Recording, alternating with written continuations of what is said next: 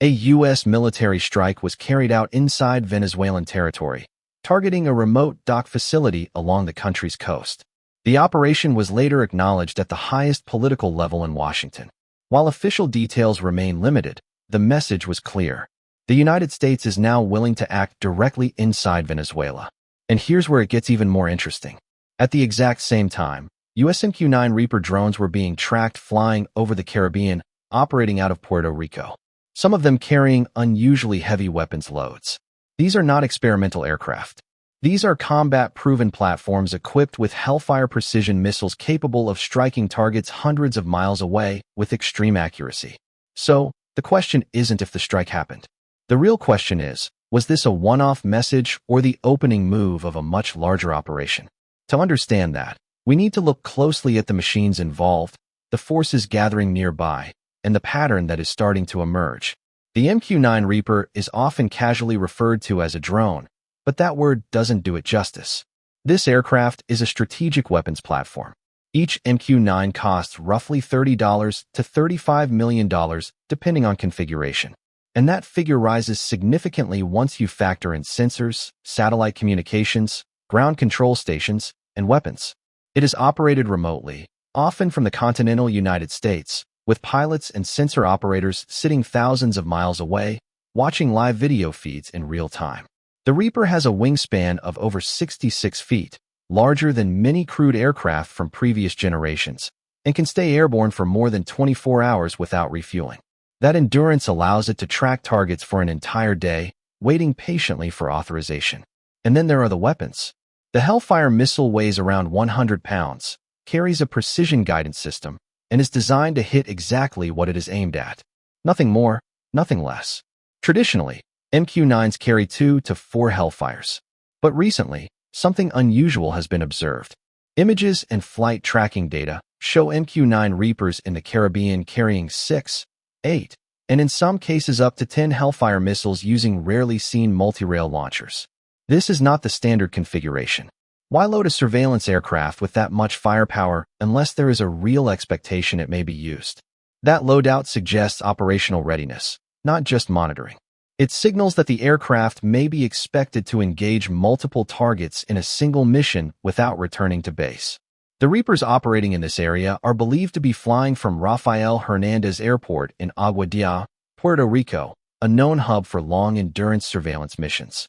From there, an MQ-9 can easily reach Venezuelan airspace, loiter offshore, and return all within a single sortie.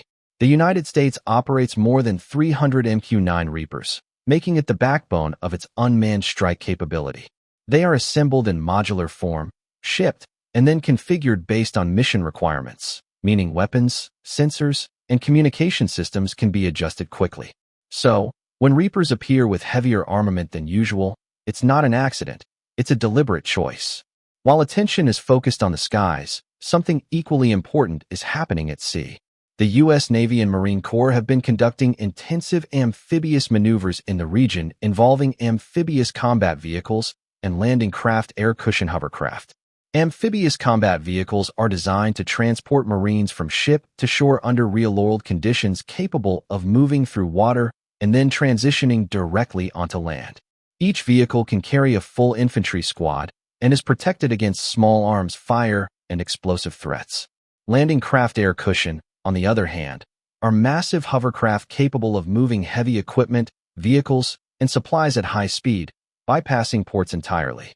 They are ideal for reaching undeveloped coastlines. And that's the key point. You don't rehearse amphibious landings unless you want the option to land forces without permission. These maneuvers go far beyond routine training. They involve coordination between ships, aircraft, and ground units, the kind of integration needed for rapid deployment if the situation changes overnight. Now, let's talk about presence. The USS Gerald R. Ford, the most advanced aircraft carrier ever built, has been operating increasingly close to the region. This ship alone represents an entire moving air base capable of launching dozens of aircraft per day. The Ford is accompanied by guided missile destroyers equipped with advanced radar systems and long-range interceptors.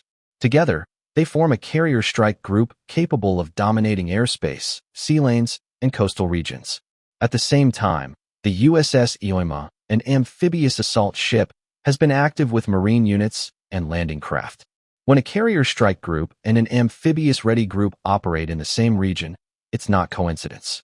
It's layered capability, air power, sea control, ground deployment, all in one place. None of this works without logistics. Over recent weeks, U.S. cargo aircraft and aerial refueling tankers have surged into the Caribbean. These aircraft don't make headlines, but they are essential. They allow surveillance planes to stay airborne longer, fighters to extend their range, and transport missions to continue without interruption. Tankers like the KC-135 and KC-46 effectively stretch the reach of U.S. air power by thousands of miles. Logistics tell the real story. You don't move this many support assets unless you expect operations to continue and possibly expand. Another development that cannot be ignored is what's happening at U.S. air bases in the region, especially Puerto Rico. Over recent weeks, F-35 stealth fighters have been arriving in growing numbers, rotating through bases on the island. The F-35 is not a patrol aircraft. It is a fifth-generation fighter designed to penetrate defended airspace, collect intelligence, and strike targets before they even know it's there.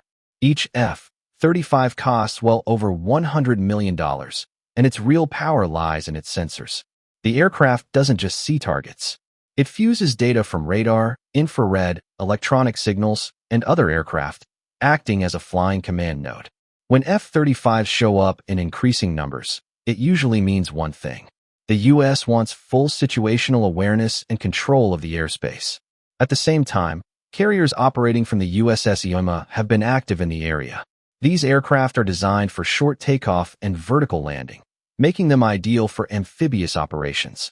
Harriers can operate close to the coastline, supporting forces ashore without needing large runways. And then there are the Growlers. These aircraft don't drop weapons. They control the electromagnetic battlefield. Growlers are designed to detect, jam, and disrupt radar and communication systems. Their presence suggests preparation for environments where signals, tracking, and coordination matter just as much as firepower.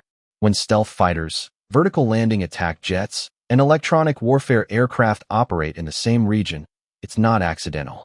It's a layered air strategy, offense, support, and control, all moving into position.